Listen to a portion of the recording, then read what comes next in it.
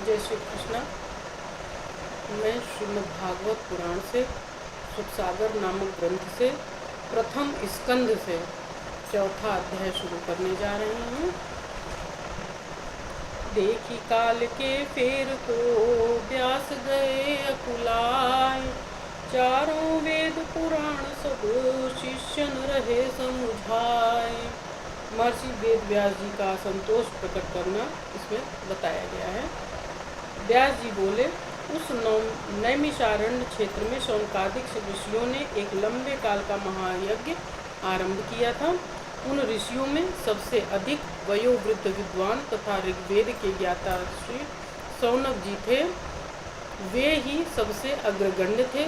सूत जी की भगवत भक्ति संबंधी बातें सुनकर उनकी बड़ी प्रशंसा की और बोले, हे सूत जी, आप बड़े भाग्यशाली और अनेक इतिहास व पुराणों के ज्ञाता एवं वक्ताओं में श्रेष्ठ हैं। अब आप हम सब पर कृपा करके श्री सुखदेव जी द्वारा कही गई कथा सुनाइए। यह भी समझाइए कि वह कथा किस युग में कौन से स्थान पे किस कारण से कही गई थी। श्री वेद व्यास जी ने किसकी प्रार्थना पर परमहंस संहिता बनाई थी। श्री सुखदेव जी बड़ी योगी, समदर्शी और संसार के माया जाल से दूर रहने वाले हैं। वे सदा मूढ़ पागल से बन करके छिपे रहते हैं। उनका तेज, यश और योगनिष्ठा अपने पिता वेद व्यास जी से भी अधिक है।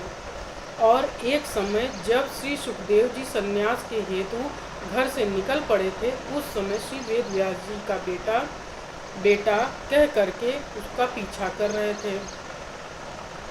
उस समय एक जलाशय में कुछ स्त्रियां नग्न स्नान कर रही थीं। नग्न श्री सुखदेव जी को देखकर तो वे नग्न ही खड़ी रहीं, किंतु व्यास जी को देखकर उन्होंने अपने वस्त्र पहन लिए। तब व्यास जी ने उन स्त्रियों से इसका कारण जानना चाहा, तो उन स्त्रियों ने उत्तर दिया कि श्री सुखदेव जी की दृष्टि में स्त्री पुरुष का कोई भेद नहीं है, किंतु आपकी दृष्टि में अभी भेद बना हुआ है।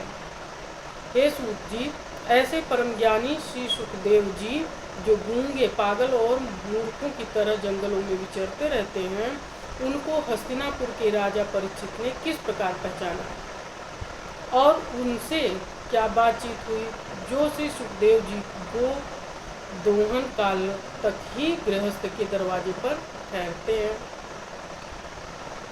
उस समय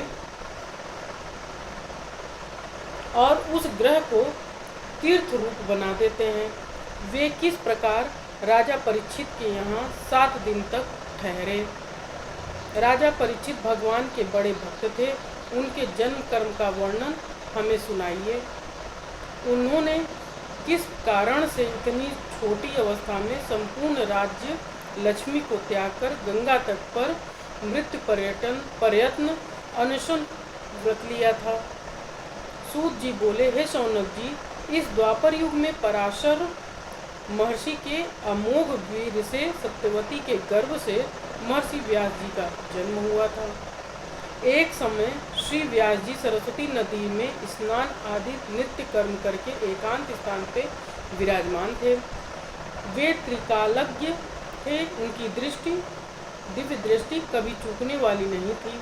उन्होंने जान लिया कि कलयुग में धर्म क्षीण हो जाएगा, संपूर्ण भौतिक वस्तुएं शक्तिहीन हो जाएंगी, मनुष्य नास्तिक हो जाएंगे, वे अल्पायु होकर के कर्तव्यहीन हो जाएंगे। इसलिए उन्होंने यज्ञों के विस्तार हेतु वेद के 4 भाग कर दिए, जिससे कम बुद्धि वाले तथा जिनकी स्मरण शक्ति कम है, वे भी वेदों का अध्ययन कर सके।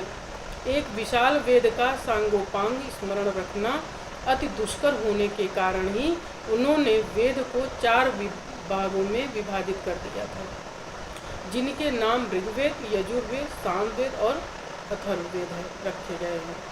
5वां वेद इतिहास पुराणों का माना गया है। ऋग्वेद अपने शिष्य पैल को पढ़ाया, सामवेद जैमिनी शिष्य को पढ़ाया, यजुर्वेद वैशंपायन शिष्य को पढ़ाया और अथर्ववेद सुमंत मुनि को पढ़ाया। इतिहास पुराणों को मेरे पिता रोमहर्षण को पढ़ाया। वेद व्यास जी को इन शिष्यों ने अपनी बुद्धि के अनुसार इन वेदों की बहुत सी शाखाएं उपशाखाएं बनाई।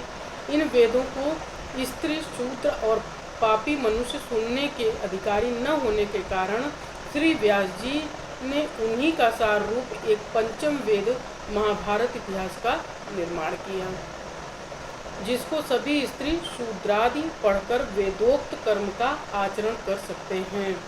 हे शौनक जी, श्री व्यास जी ने ऐसे अपूर्व ग्रंथ महाभारत इतिहास की रचना की, किंतु फिर भी उनके हृदय को संतोष प्राप्त न हुआ। वे खिन्न मन होकर के सरस्वती के पवित्र तट पर एकांत स्थान में बैठकर बड़े दुखी मन होने लगे।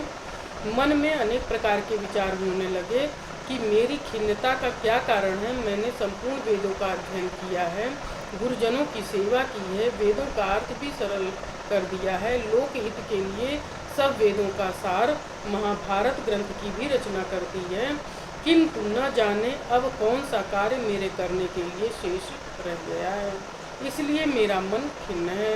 जब व्यास जी इस प्रकार अपने मन में महान दुखी हो रहे थे, उसी क्षण सरस्वती के तट पर श्री नारद जी पधारे। नारद जी को देख करके वेद व्यास जी बड़े प्रसन्न हुए, बड़े आदर भाव से उन्हें आसन दिया और इस प्रकार बोले, हे नारद जी, आप ब्रह्मा के पुत्र हैं, आप सर्वज्ञ हैं, आप मेरे हृदय के दुख को जानने में असमर्थ हैं, अतः मेरे दुख को दूर करने की कृपा कीजिए। चौथा अध्याय समाप्त हुआ। जय श्री कृष्ण।